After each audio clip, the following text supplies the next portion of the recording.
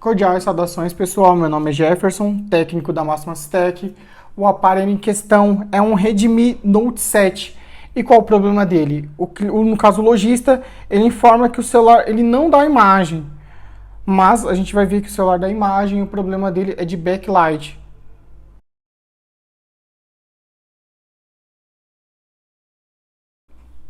Bem ao fundo dá para ver escrito Redmi.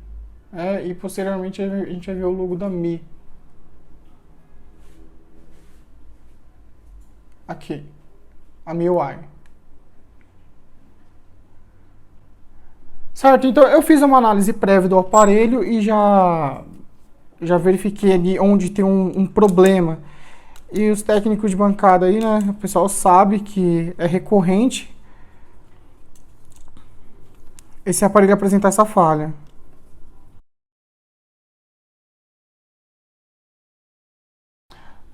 Na própria imagem já dá para perceber que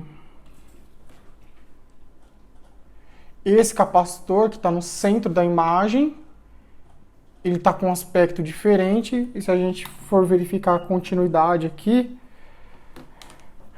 em relação ao terra, dos dois lados ele apresenta a condução. E no caso, esse capacitor não está assim no esquema, né? A função dele assim, não é essa, ele não é um capacitor em série na linha, ele é um capacitor em paralelo. A gente verificar ele no esquema elétrico, é esse capacitor,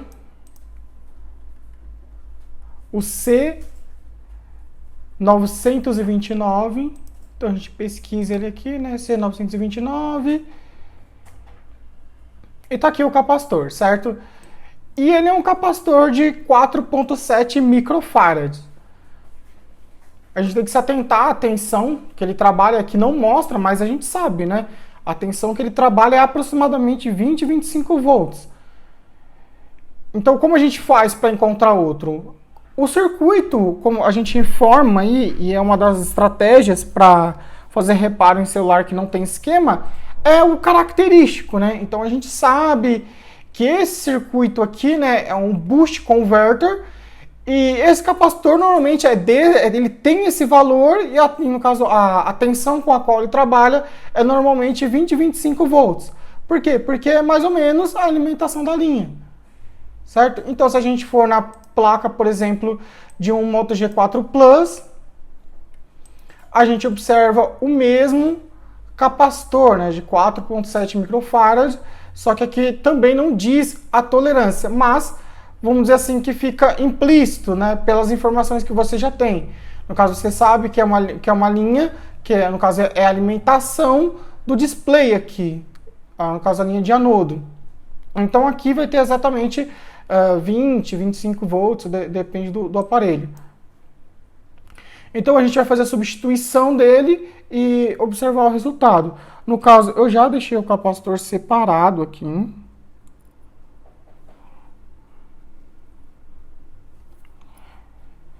A gente vai aferir a capacitância dele.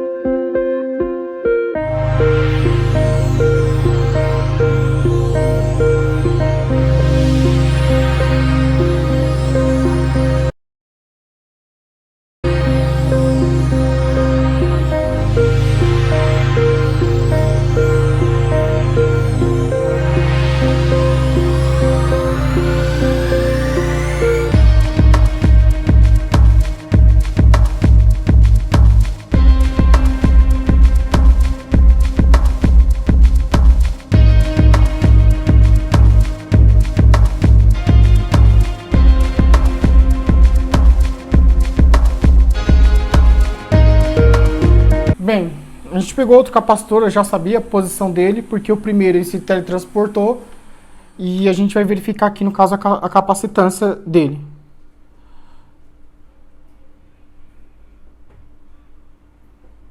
Então a gente pode ver lá no multímetro que está dando 5,26 mais ou menos, né, microfarad.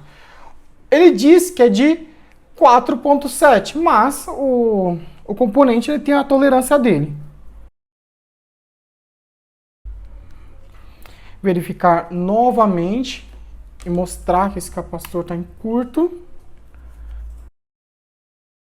Certo? Então a gente faz a remoção.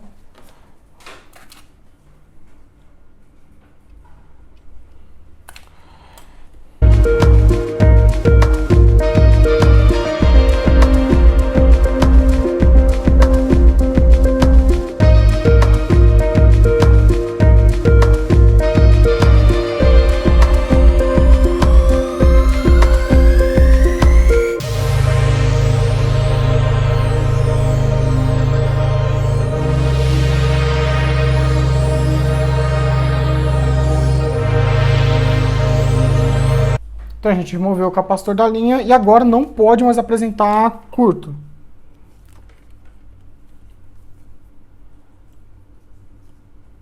Certo? A gente já não tem mais curto.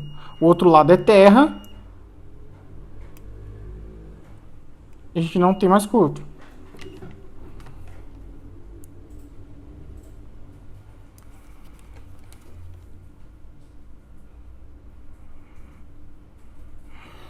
E o capacitor também não está com nenhuma espécie de fuga, né? Se a gente coloca as pontas invertidas, ele não deve consumir.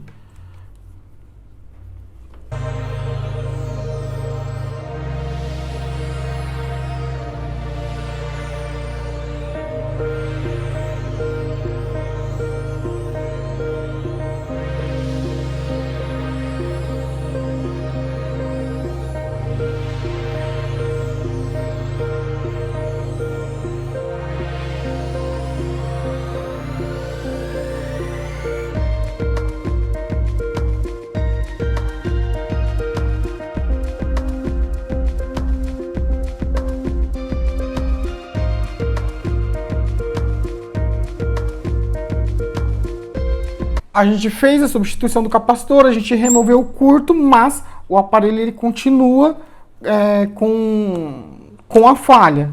E por quê? Porque por exemplo, o diodo pode estar com algum problema, né? O próprio indutor pode ter dado algum problema na situação do curto. Aí, no caso, a gente analisa o esquema. Ou a própria linha também.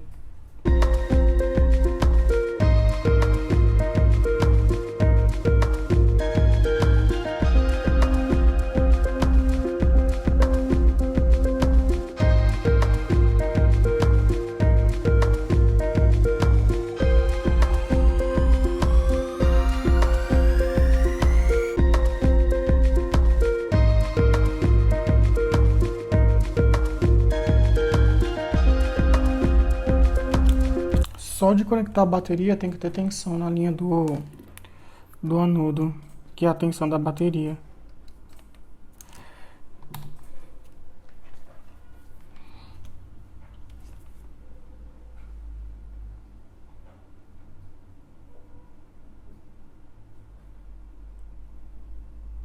E ele tem uma tensão, só que muito baixa. Ele deveria ter a tensão da bateria aqui.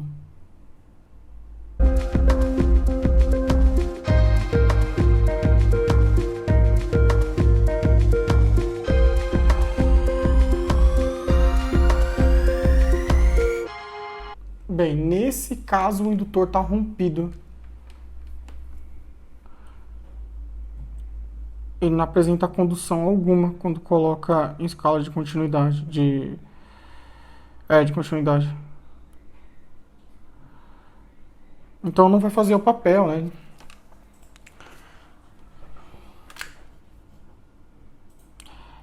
É o mesmo princípio, certo? Se o capacitor, ele, vamos dizer assim, é equivalente, se a gente pegar um indutor, também vai ser equivalente. Só tem que se atentar à posição.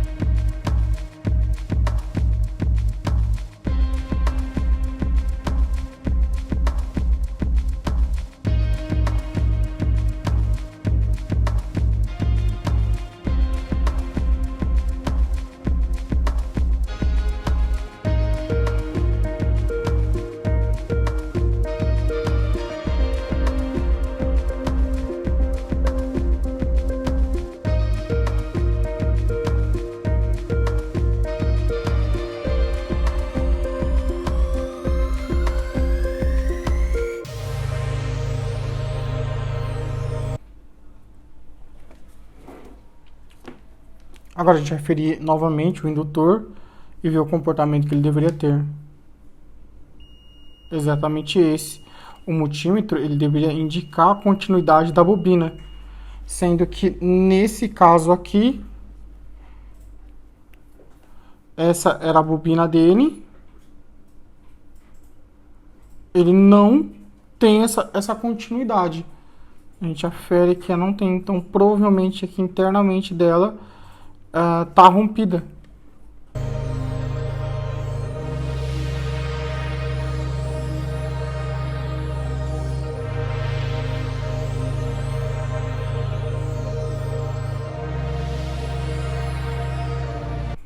Aqui. E aparentemente ela realmente tá carbonizada nesse ponto.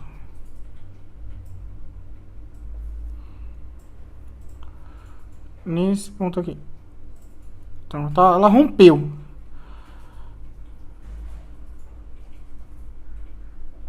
Provavelmente os dois lados ainda. Enfim, então agora, vamos assim, se o circuito ele estiver funcionando, agora a gente tem um backlight, né? Eu falo a questão de chaveamento. O próprio drive de backlight, se ele estiver funcionando, é para funcionar a imagem normal. Agora, se ele não estiver funcionando, se acontecer algum dano nele, então vai continuar o mesmo problema. Mas agora, vamos assim, os principais, né, que são o diodo, eu aferi, ele estava tudo certo. A bobina, no caso, ela estava rompida, a gente substituiu. E o capacitor, né, que estava em curto ali, a gente também removeu e colocou outro. Então, usa assim que tem tudo para que tenha dado tudo certo. E agora a gente tem assim, o brilho total da tela, tem o backlight funcionando perfeitamente.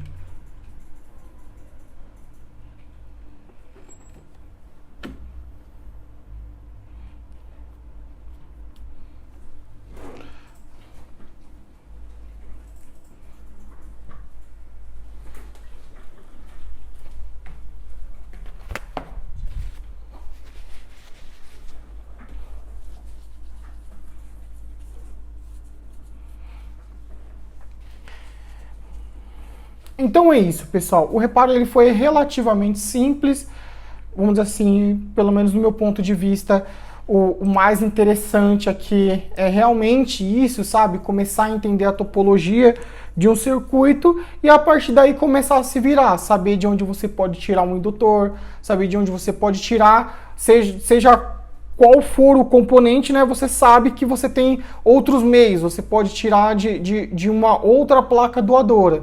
Porque se a gente ficar dependendo do mesmo tipo de placa, aí a manutenção ela começa a se transformar, vamos dizer assim, as chances de reparo elas começam a se tornar menores. Porque, por exemplo, a gente não tem placa doadora do Redmi Note 7. Mas como a gente entende como o circuito funciona, a gente vai atuando da forma que é possível. Então é isso, pessoal. Precisando de manutenção, é só entrar em contato. A gente presta serviço para importadores, lojistas, né? E é isso, né? Trabalho com garantia, a gente consegue emitir nota fiscal caso precisem. E até o próximo vídeo.